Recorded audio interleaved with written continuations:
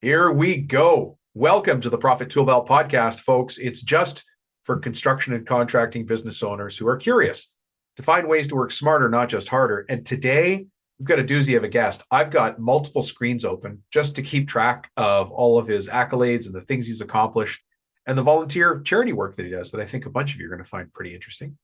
Before we get to that, though, my name is Dominic Rubino, and I'll be your host. Today's guest is Steve Kuhn. Now, Steve's in Nashville. He helps nonprofits successfully accomplish design and construction projects. He's also the EVP for 7 multi-site solutions. But at ShareBuilt, he's the founder and executive director. Now, what ShareBuilt does, so he's got 2 organizations going. ShareBuilt works with nonprofit organizations to help them plan and execute their design and construction projects by connecting them with design and construction firms. Sound interesting? This is a guy you need to understand and know, especially if you do commercial work. Our topic today, what Steve and I are going to be talking about, is setting a realistic design and construction budget. How interesting is that? Well, super interesting. Look, before we get to Steve, what's this podcast all about? Well, what I do is I show contractors how to get back in control of their construction business, even if they don't really know where to start. You see, the truth is you don't need a lot of extra time or a fancy business degree to build a profitable, solid construction business. You just need simple systems, and you really need some new ideas to old problems. Simple systems that give you quiet confidence. Now, one of the problems is that for too long, our industry has been keeping secrets, acting as if everybody on their own is the only ones who have the secret sauce on building a profitable construction business. Well, I'm here to put an end to that, folks. That's it. On this show, you're going to learn how to use simple systems in 3 places: in the office, on a job site, and in your shop. And if there was a bonus 4th place that I show people simple systems, it's all about the mindset of success and business ownership. Getting your business to the next level starts in your head, just like it starts in mine. I am a business owner. I'm also a business coach. The only people I work with are construction and contracting business owners who want to get to the next level in their business. So on this show, I'm going to share those simple systems so you don't have to reinvent the wheel. You don't have to reinvent the wheel. We just have to get that bad boy rolling.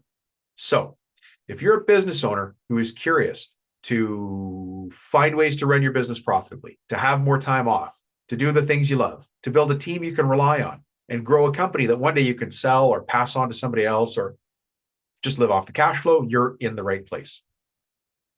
You know who else is listening to this show? Other contractors who are in family businesses, who have partnerships, or who are running the business on their own, really without anybody to turn to. Now, why do I host this show? Well, I host this podcast because one day I want to be your business coach. As a matter of fact, I have a team of business coaches that I have personally hand-selected. I have very high expectations for the people that join my team, and I'm proud of every single one of them. As you listen to this podcast, ask yourself if you think me and my team might be the right tool to help you get to the next level. Now, all that being said, let me get into business coach mode right now. I'm going to challenge you. In this episode, you're going to hear something, learn something, or realize something. And on that, I want you to take action in the next 24 hours. And then I want you to pay attention to how that improves your business or maybe even your life. I hope you know this podcast is built to educate, inform, and inspire you. So let me get into your head and ask you that inspirational question. Are you happy being a contractor who runs a few crews, or do you want to be a business person who just happens to run a construction company? By the end of today's episode, you'll know the answer. Let's get to it. Mr. Steve Kuhn, how are you? Doing great, Dom. Doing great. Yeah, it's good to be back. You were traveling since the last time I talked to you. Yeah, a little down and back to Dallas, so that was good. Got to do a Southwest flight at least once a month just to keep the blood flowing. Well, keep your points up and keep that jockeying for the right seat skill.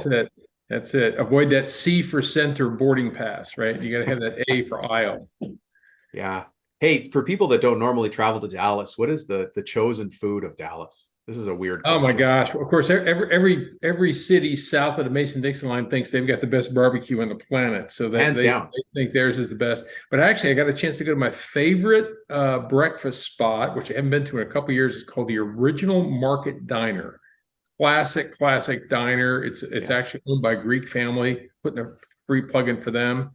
You get a Greek omelet with actual, hero meat in it. And oh my gosh, just amazing stuff. Oh yeah, your mouth is watering now. And for those that are carb deficient, you can have, let's see, you can have banana bread French toast. So come on, you're killing me here. That'll get you where you're going. You're killing me. A bunch of guys are pulling over on the side of the road right now looking for their local diner. Well, Steve, thanks for joining us. Today, you and I are actually going to be talking about something very, very important in the contracting community, which is setting a realistic design and construction budget. Yes. I don't think anybody in the world is interested in that except for us. No, everybody just says, hey, just bill me when you're done and whatever it costs, right? No problem. I mean, that's just nobody's there. We have an open line of credit and you've got an open PO. Right. Yeah. Before we get to that, I have a question for you though. Yeah. Steve Kuhn, who the heck are you? And how is it you come to be speaking to all these forward-facing contractors all over the world? It's been a meandering path. I'll bore you all the details. I'll give you the high level. Actually was born to a union carpenter in Cleveland, Ohio. And so my dad taught me how to pound nails and sweep floors and all that kind of fun stuff. Started doing that with him when I was 10 years old and kind of learned it on the fly, and had delusions of grandeur and thought I'd go to college to be an aerospace engineer, rocket scientist. And wow. that flamed out, no pun intended, when I realized that calculus in high school would have been a nice prerequisite for that. So that didn't work too well.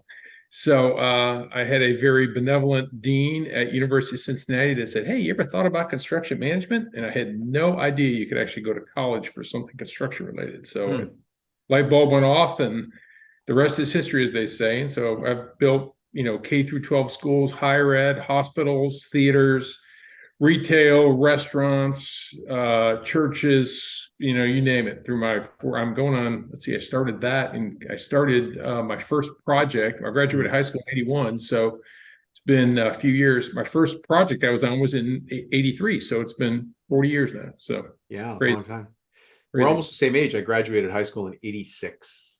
Yeah, I graduated college in 86. So yeah. It takes a lot of scrolling when I have to enter my age now onto something. Yeah, I'm just like, oh, exactly. Wow, this is a long way down. You mentioned churches just a minute ago, the construction of churches, and you were just at a conference that had to do with churches. What was that? Yeah, it's the Church Facilities Expo, CFX conference. And so with ShareBuilt, which we can talk about later, it's just really, they're just one of the, churches are obviously one of the type of nonprofits I like to work with and help. And you realize that so many churches have so many buildings and facilities to take care of, and a lot of them are just kind of doing seat of the pants and kind of making it up as they go, and don't have this community of peers that sort of bounce stuff off of and make them realize that they're not crazy and they're not the only one dealing with these issues. So great conference, and so spoke on a topic, and then led a collective, which was kind of like a workshop over 3 days on some other topics. So pretty cool. And you're talking to them about setting realistic design and construction budgets. That was actually, ironically, one of the subjects we spoke on. So yeah, it was great. Am I wrong in assuming that in a lot of cases they rely on their congregation to help them? There's a contractor who's in the congregation, he's going to help. Yeah, that's a two-sided coin, as you can imagine. Good old Billy Bob's been in the congregation for 30 years, and we want him to do the whatever, fill in the blank, and they just assume that he's qualified to do that, which, he may be a great guy, but may not be qualified to do that work. So it's really important to engage everybody who's willing and able, but make sure that you're pre-qualifying all those that want to participate, and make sure you have them in the right lane, and you're not putting the church at risk. So yeah, helping them think through those kind of things. So what, when we talk about, let's paint a picture of your background so that people understand how it comes that you would be somebody talking about this anyways, because you've got another company here, 7 Multi-Site Solutions. What's that all about? Yeah. So about 12 years ago, I co-founded that company, and that's focused on, picture, all the stuff I said before I worked on, other than the retail and restaurant, was, kind of the big projects.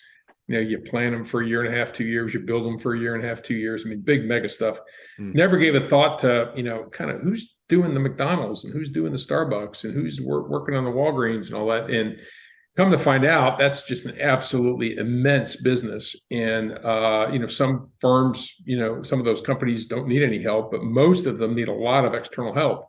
And it's really that core business is really being the owner's rep for them. So if they don't have somebody in-house to sort of herd the cats and like hire the architect and hire the contractor and oversee the work that the CEO wants to get done, they would hire us to go and do that. And then we could also be that contractor, be that design firm if needed. And then really most importantly of all, which is really pretty interesting, is gather the data on all those locations. So you picture somebody's got 10,000 restaurants and they don't know what they've got, but they want to draft a scope of work and set a budget for something, but they have no idea what they've got. So you got all these multivariable problems with no information. So we help them gather that kind of data and start from a good point. Anyway, pretty interesting business. Well, we're going to, at some point remind me to come back to the question that some people are asking, because they're drooling right now, just like you were talking about the Greek restaurant. A Greek restaurant that serves breakfast food. I've got some questions, but I was waiting for you to say calamari omelet. It's pretty sweet. Yeah.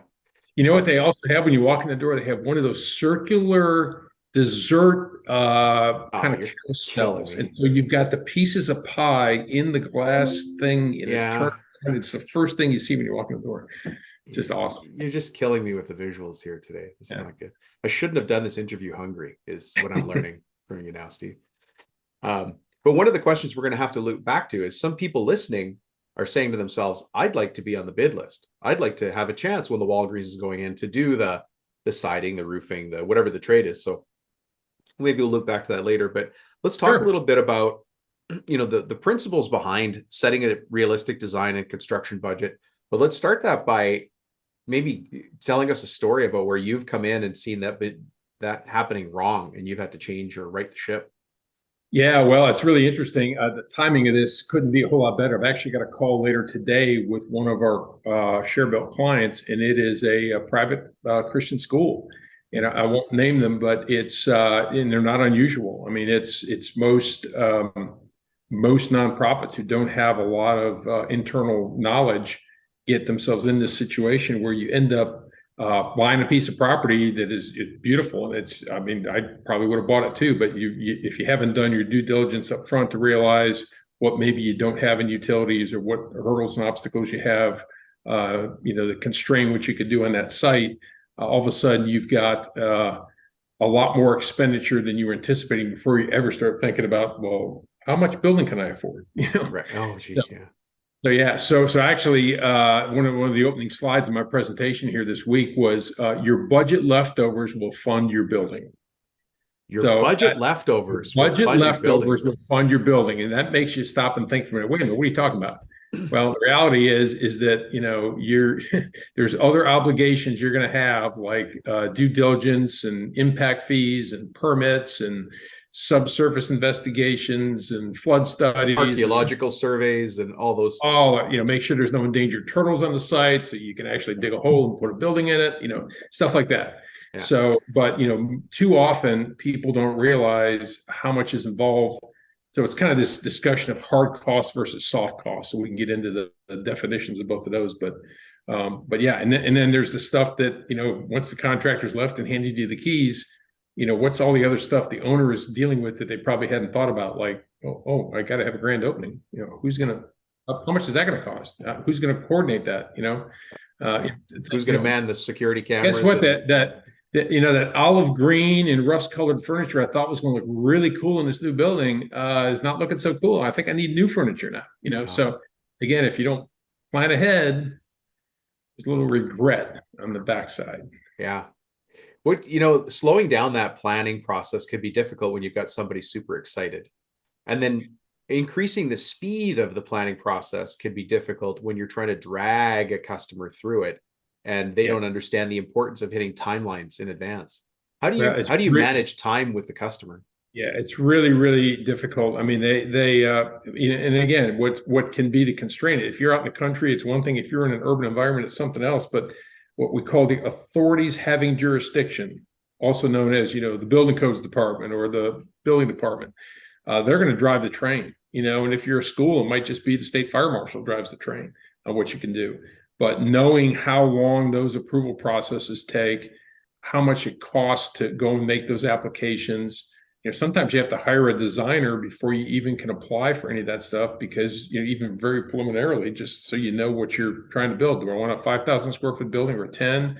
Does it need to be sprinkled or not? That kind of thing. So, it's too easy to fall in love with, that we're in the HGTV era, right? So everybody can watch in 22 minutes, a complete building be designed and built. And it's, and that's including commercial breaks, That's right. So guess what? That's not life. It just doesn't work that way. Yeah. So, the reality of what it really takes to get this stuff done is pretty eye-opening to a lot of clients.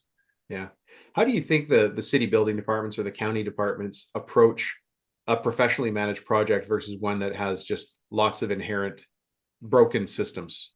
Well, they appreciate having somebody with a hand on the wheel who can speak the language, I'm glad you asked that question, because one of the things that's probably the most important, especially for your listeners, is if they have an opportunity to help early with the project, is if you need to sort of turn dirt and actually come ground up with something, make sure you engage a local civil engineer. I mean, a civil engineer that really knows that municipality, that county, that city. They have deep relationships with, and then more importantly, they just know what the hoops are to jump through and how long things take, and they have the relationships to go in and do pre-meetings and talk with the planning department and find out, what's going to be approved, what's not, what hurdles they're going to face, those kind of things. And so I just can't state enough how important that is.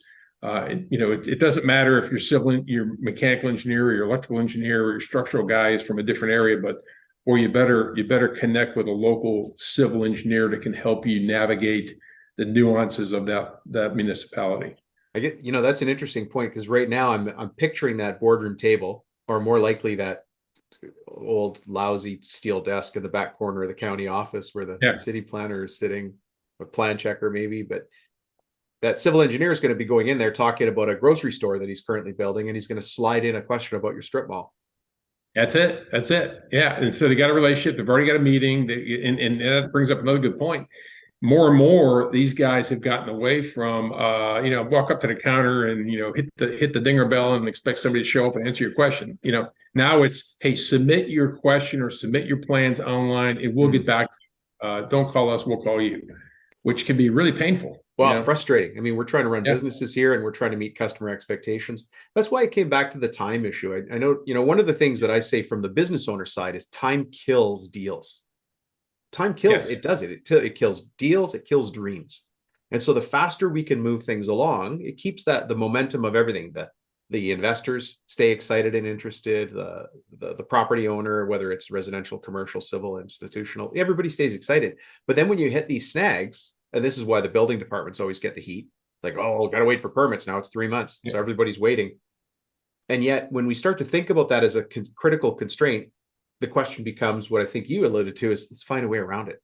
Go get a local civil engineer. Get a local civil, but there's also ways around the building permit delay too. So, another one of my favorite topics is project delivery methods, and and won't get into that today, but just, if you don't do just a complete design bid build where you're waiting for the entire drawings to be done before you start, you can do a phased design where you can do like a foundation package.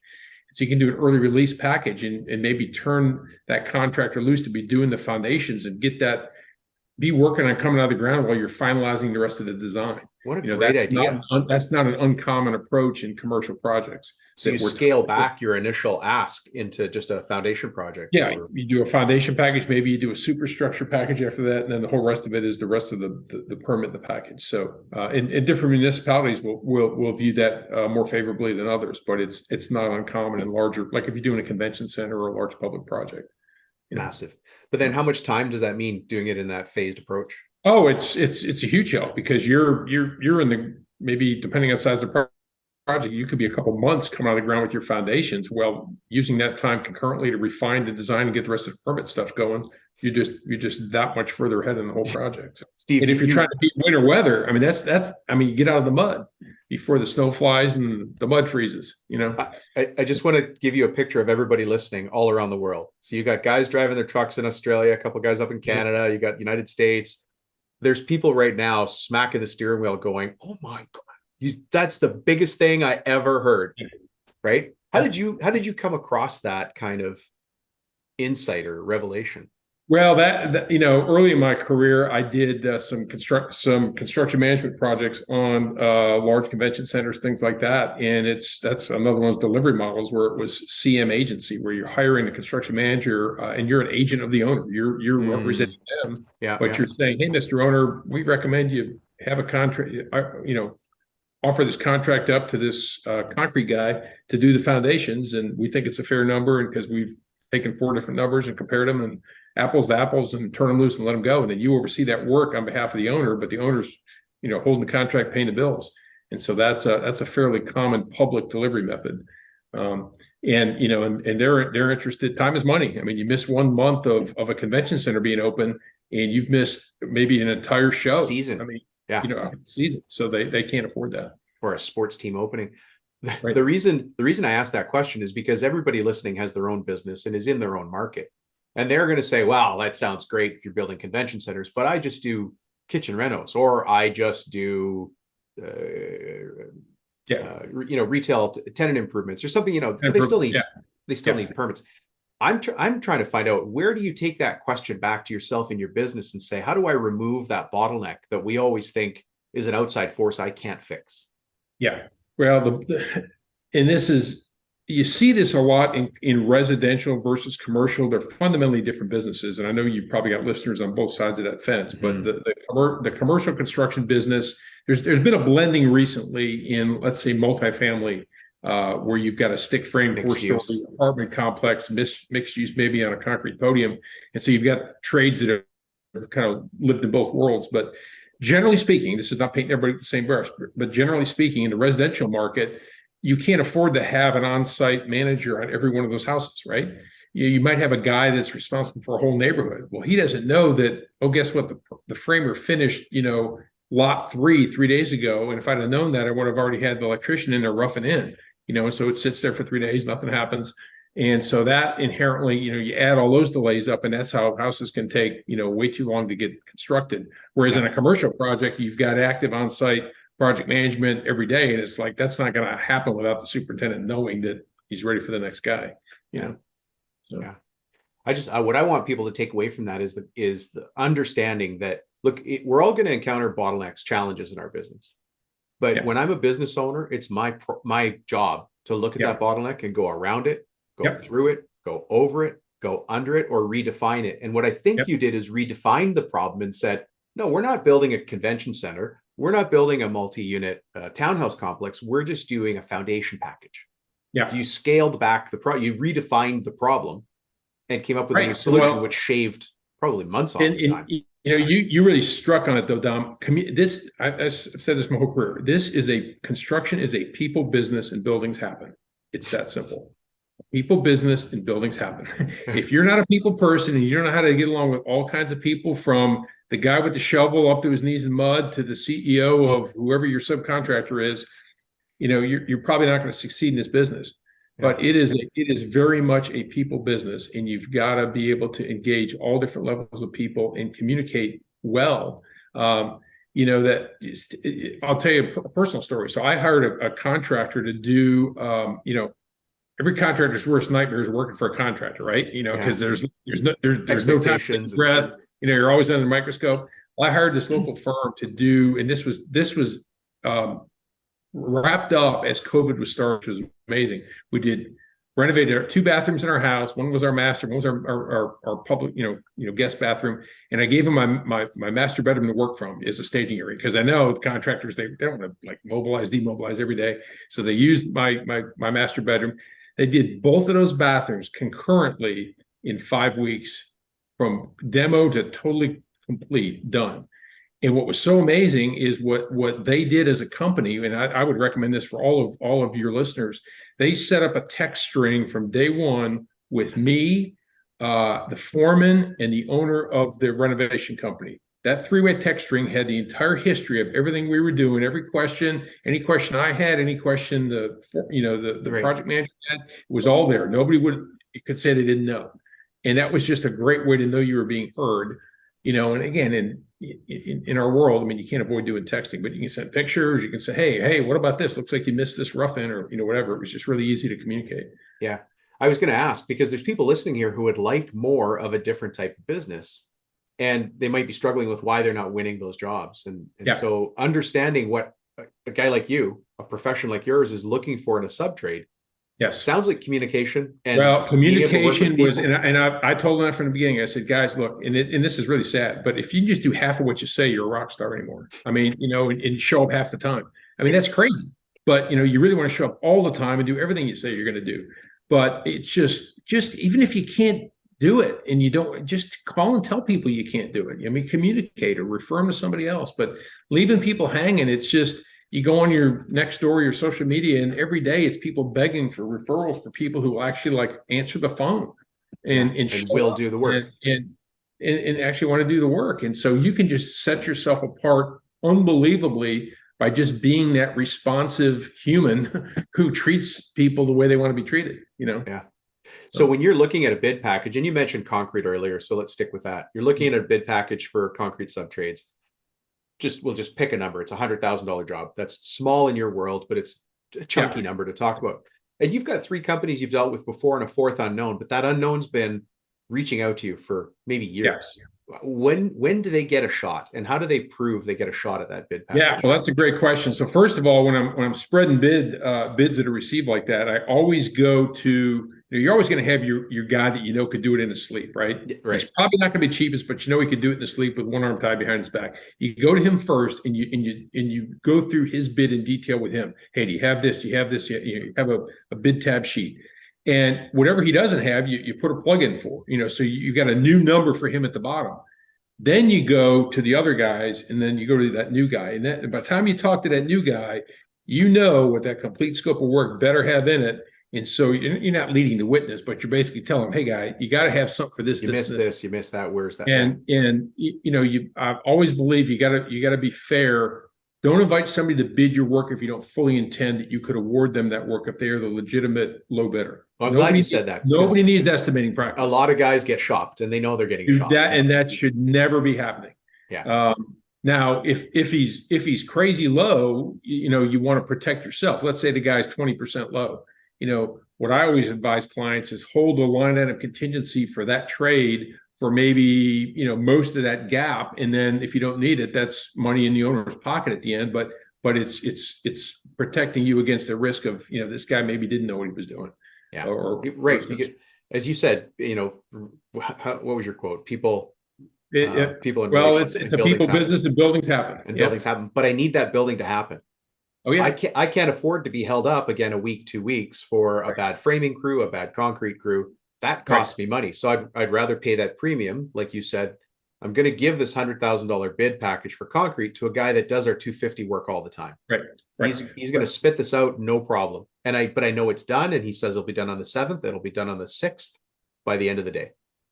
Well, and then here's the other thing. Back to the people business, you want to know who is that guy or woman who is going to be running that work for him day to day. Who is the throat to choke, as they say? Okay, I want to meet That's them a good visual now. right there. And I might even put their name in the contract that you're telling me I'm going to have so and so many hours a week or whatever on that project, and I want to actually have a face to put with that name and chat relationship. Yeah. Right. Yeah. I love it. Those are the kind of things that a lot of people forget because they look at the Walgreens getting built and they say to themselves, drooling, why can't we be doing the siding package on that job? And it's because you haven't earned your way in there, and let me put something forth, and I want you to disagree with me or agree or modify. I don't think I'm going to get hired unless I've proven I can do a $10,000 job. And then I'm not going to get hired on a 20 until I've done great on a $15,000 job. And I have to be in the range of showing I've done jobs in that size or complexity or site condition before I get a shot at the next one. True to a point. And I think people get a little too wrapped up around the dollar value of the job because, that's changing as we're sitting here talking. I mean, with the world we're living in right now. But I would talk more about the sort of the degree of difficulty and the complexity. Is it a green field? site where it's like, I'll call you when it's done, or I don't have anything in my way, nothing to deal with? Or is it a 3-phase renovation of an active and open and operating retail store? Whole different ballgame. Right. They could be the same dollar value, but boy, let me tell you, you need a much higher level of attention to detail and a safety awareness and stuff to do that second one. Yeah. So It's be interesting able you to say that. demonstrate you've done some hard stuff. Yeah. One of my clients does a lot of work at a local college, university, and that's complex. Yeah. Traffic movement, placement of porta johns, security on site, security after hours, because it's a college. I mean, kids are trying to climb the hoarding all the time, right? Well, that's why I love healthcare work, because it's just, I often say, the only thing more difficult than doing an active hospital work is doing a nuclear power plant. Because you've got lives on the line, and there's just nowhere to hide, and they're 24/7 campuses, and they never stop. Yeah. So now, one of the ways that you and I found each other isn't through Seven, but through ShareBuilt. What the heck is ShareBuilt? yeah, well, thanks for asking. Great question. Most of my career down, I found myself sort of being that, in your church or your kid's school or whatever, you sort of get tabbed as, hey, that's the construction guy. He can help us, and so you get sucked into the building committee or overseeing this or overseeing that. And always been glad to do that whenever I could. But what I found is that most nonprofits don't have somebody like that that's kind of in their fold, and they need some help, sort of navigating how do we do this thing. So what ShareBuilt's focused on doing, and I spent 2 months looking nationally to find somebody doing this, because I'm very committed to not reinventing wheels that are already there, but couldn't find anybody doing this. Yeah. And so really we're focused on connecting. I jokingly say we're a glorified dating service. We connect the nonprofit with a need with the design and construction, the AEC, architect, engineer, contractor community who can meet that need. And so we help that nonprofit tell the story of their mission, their building, and then the impact that building will have on their mission and their community in the language that resonates with those partners needed to build it. And I often use the plumber example of, how would that plumber find out about a given nonprofit project? Well, he's either got somebody in his organization that maybe serves on that board or whatever, they find out about it, hey, we're going to help, or a contractor calls them to say, hey, let's bid it. And it's just another project.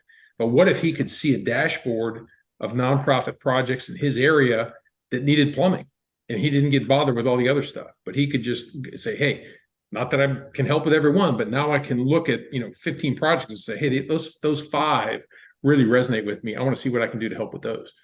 Wow. So if they know more, they'll do more. And any given project, as we all know, if you get more bids and you get more participation, somebody's going to belly up to the bar pretty nicely and help you out. So that's the philosophy of ShareBuilt. And then the final piece is provide a volunteer, we call them a project shepherd, but a volunteer owner's rep. And I'm doing that for a couple of clients right now, where you become a part of the owner and you're representing their interests in helping them navigate the complexities of design and construction when many of them have never done it before. So, and then we do who have never done it. The owners have never done it before. The owners have never. A lot of nonprofits they may be their first building that they've ever built. Well, yeah. Imagine how long it takes to save to make a build, to get the money set aside. Which, by the way, is a different skill set. Raising money from your constituents, your congregation, your volunteers, your organization. Could be Boy Scouts, Girl Scouts, right? Doesn't have to be a church. Yep. But then it's a different skill set building a building. Oh, absolutely. Yeah. And so here's the thing. So they're raising their funds, and people that give to these organizations are expecting that those funds are staying on that mission, right? So if that nonprofit doesn't have to go and spend 2 to 4% of a project cost to hire an owner's rep to look out for the building, because they know they don't have that skill in house, that 2 to 4% can stay in their mission. So that's our goal, is that we are a 501c3. So we're we're a nonprofit to nonprofits. And so we operate solely from donations, from corporate donations, architects, engineers, contractors, certain foundations, and then individual contributors are the biggest part. So that's really, really important. And then that allows us to do this for these nonprofits, and then kind of pay it forward, as they say, to the next nonprofits that need that help. What makes that social? That's a large social driver inside of you. Where did that start? It is. Well, I mean, just being a Christian and realizing that we're called to make a difference in the world, and we're all gifted with different things: time, talent, treasure. And if you have an opportunity to find your place in the world, to sort of bring the three of those together and make a difference, it's very rewarding. I mean, especially finding something that, I really felt strongly was a need, and then seeing it validated by so many nonprofits who, when we sent our first round of fundraising, were just inquiry letters to some nonprofits, and one of the nonprofits said, we have been praying for how are we going to do this? We don't even know where to start. And the only letter in the mailbox that day was your letter. No way. That gives you goosebumps, doesn't it? Crazy stuff like that. Yeah. And then we got our 501c3 approved in 10 days, and everybody told me it was going to take 6 months. So you seem to have a bit of a knack for moving timelines. I don't know what's up with you. It's all about the schedule, man. Yeah. Isn't it though? Yeah. Yeah. Well, Steve, thank you so much. This is great. And everybody has a different take on design and construction budgets, but the key is you have to know your numbers and you have to know your people. Yeah. And you reiterated that, right? You got to have some faith in those things, but also not to take your eye off the ball. Don't take your eye off the ball. I mean, it's really, think about things beyond just the physical building you're going to be in. Think about everything it takes to get that started, and then to get you functional up and running in that building once you've moved in. So it's not just the check you're going to write to the contractor. There's more involved in that. So yeah. Well, Steve, you've got lots of things going on. So if somebody wants to find you or find out more about ShareBuilt or Seven, how do we find you in this big wide world? Easiest way, of course, you can look me up on LinkedIn, but ShareBuilt website would be the best, because all my contact information is there as well. So ShareBuilt, ShareBuilt.org, ShareBuilt.org. Pretty straightforward. So yeah, and if you find yourself going to sharebuilt.com, it'll still get to me, because that's the other story I didn't tell you, is when that guy found out what we were doing and we wanted to buy sharebuilt.com, he sold me the domain for $500. Sharebuilt.com. Oh, nice. Which you can't buy a domain of anything. No. Yeah. So just anyway, great story. And hey, listen, are you guys only operating, like, what's your geographic scope? Where will you great question. So we're we're starting in Middle Tennessee, but actually you have to, the things you learn when you start a nonprofit, you have to be licensed to raise funds in each individual state. Most states have a requirement, some don't, but we decided to pick the corridor of my career and where our board members reside, which is Illinois, Indiana, Ohio, Kentucky, Tennessee, where I reside, Alabama, Georgia, Florida. But the reality is, once the genie's out of the bottle and you have a website that says, here's what we do, you get a phone call from Alaska and Hawaii first, right? You're like, hey, look, we've all learned through COVID, and we've done this with Seven from the beginning, is a distributed company. What we're doing right now on Zoom and whatever, you can do a lot without having to physically walk on a site. It is unbelievable. So it's really amazing how you can help a lot of people over a wide geography with the technology tools we have now.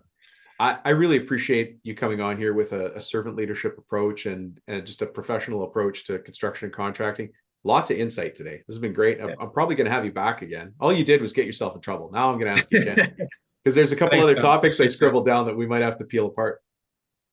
Yeah, no, that's great. All right. Thanks, Steve. Thank you. Appreciate it. Yeah. Bye-bye. Bye-bye. Well. What did you learn from Mr. Steve Kuhn? I mean, you probably learned a lot about giving back. You learned a lot about the professional side of building a building, acting for the owner, acting with the GC, some of the things that you wouldn't normally get a chance to listen in on. I'm glad to bring you that level of interview. And Steve, thank you for joining us. But based on what we talked about today, what are you going to do? What can you put in place? Let's break the final segment of the show into 3 equal parts. First, I'm going to start off with a quote, and the quote relates directly to something Steve said today. You'll know what it is as soon as you hear the quote. And the reason I want to use a quote today instead of a joke is because planning and thinking starts in your head, and working from the neck up, thinking and planning are the most valuable work we can do as business owners. Second, I'm going to ask you a favor. And third, we're going to identify a common problem for people in the construction trades, in contracting, and then we're going to simplify it and give you steps on how to fix it. Today, I've got a doozy for you, and it falls under the category of people. All right. Let me jump first into the quote, the success quote. I like using quotes. I really live by them. And this is a book I've been reading for many years. You guys have heard me talk about this before. There is a military general named Sun Tzu. He's old. He's gone. Long gone. He was born around 544 BC, so 544 years before Christ. But he was a Chinese general, like a military strategist. And, I've said this before. I love reading military strategy because those guys have it all on the line. You and I might lose a few dollars. We might even lose some time. But military people have lives on the line. They take things very seriously. And we can learn a lot from their strategies. So, anyways, the book from Sun Tzu is called The Art of War. I love the book. It's all about how important it is to truly know your enemy and use brains over brawn. Now, we don't have enemies in business. We're talking about winning in sales, winning in strategy, winning in negotiation, winning when we're setting up a strategy to build our team. And so don't think of everything as your enemy, but just think of these mindset tools and tips as keeping your mind as sharp as possible, because you and I have everything on the line too. Actually, one of the ways to think about Sun Tzu is that he understands work smarter, not harder, because his quotes are fantastic. You really do need to read the book. It's called The Art of War. Here's his quote, and it goes directly to what Steve and I were talking about today. Victorious warriors win first and then go to war, while defeated warriors go to war first and then seek to win. I'm going to repeat that now. And instead of warriors, I'm going to use the word business owner, or let's say contractor. Let's say contractor. So let me see if this resonates a little bit better for you. Victorious contractors win first and then go to war, while defeated contractors go to war first and then seek to win. In this case, the war is this thing we're building, the plan, the project plan, the scope of the project, right? The war is the thing we're up against. Are you going to war on this thing, right? Do you have a realistic design and construction budget? Victorious contractors set a realistic design budget first and then go do the business, while defeated warriors try to go do business and then seek to figure out the design and construction budget. Excuse me. You should really get that book or on audio if you like. Your dog will love you for it. You know why your dog will love you? Because you'll take him for longer walks, finally. But it is a fantastic book. And I want you to think about that. Victorious contractors win first and then go to war, while defeated contractors go to war first and then seek to win. Steve and I want you to be the company that wins first and then goes to war. Look, folks, one of the things I like to ask for here and remind you of is to leave reviews. Reviews are important. Of course, they're a little bit important for me, but they're really important for the people out there, the people that are looking for leverage, the people that are looking for advantage, the people who are a lot like you were before you found this podcast, seeking to understand the business side of construction and thinking that any perceived weakness on your side would be seen as a weakness in the market. There's a story I love. I've told it before, but I'm going to tell it again. It's a judo story. I used to do judo many moons ago when I was limber. Now I'd probably just break. So there's this 10-year-old boy, and he decides to study judo, despite the fact that he'd lost his left arm in a very bad car accident, right? So he's only got one arm. Anyways, the parents enroll the boy, and he begins lessons with an old Japanese judo master.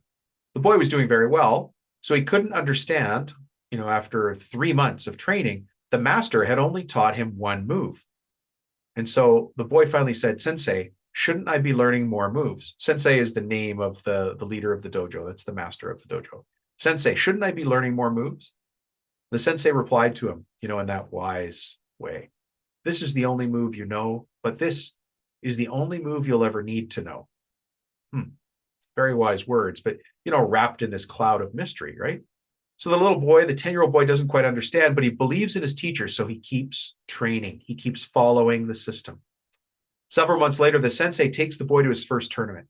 Now, to everybody's surprise, including the boy's surprise, the boy won the first 2 matches. The third match was tougher, but after a little while, his opponent became impatient and charged at him, while the boy used his one move to win the match. The boy is completely amazed by his success, but he's now in the finals. He can't believe it. The sensei, meanwhile, in the corner is nodding to himself quietly. Well, in the finals, the opponent's bigger, stronger, and more experienced, right? He's up against a really experienced foe. For a while, the boy looked like he was overmatched. Now, concerned that he might get hurt, the referee actually called a timeout, and he was going to stop the match, but the sensei then stood up and intervened. He got in the way and he said, "No, Let him continue. So the match resumes. And the opponent makes a critical mistake. He dropped his guard, and instantly the boy used his move to pin him. The boy had won the match, and he won the tournament. He was the champion. From underdog to champion. Got one arm. On the way home, the boy and the sensei review every move in each and every match. And then the boy finally has the courage to ask what was really on his mind. He said to the sensei, "Sensei, how did I win that tournament with only one move?" The sensei thought for a moment and he said, "You won for two reasons. First, you've almost mastered one of the most difficult throws in all of judo. And second, the only known defense for that move is for your opponent to grab your left arm." Boom. Right? Boom. Folks, somebody out there feels like they're the underdog and they can't find an answer. Please do him a favor, leave a review. You could say, "Rubino's show sucks. He chooses the worst quotes and his jokes fall flat, but you should probably give it a listen." That would still help. If you're going to help somebody else in the world, don't think about helping me. Think about helping somebody who will follow after you. Be that leader for them. Let's solve a common problem now. Let's move to that. We're going to be talking about a problem that came up actually with one of my existing clients. And I didn't realize that he had this challenge, but he doesn't have a lot of confidence in how he interviews people because he's not a professional HR guy. He's a contractor. He can build or fix anything you want on time, on budget. When he started working with me, he was like many people, running a business, but not really making money at running the business. And so we've started to put simple systems in place, and those simple systems have allowed him to grow. And they've allowed him to grow to the point where he's now hiring estimators and project managers so that he can buy back his time.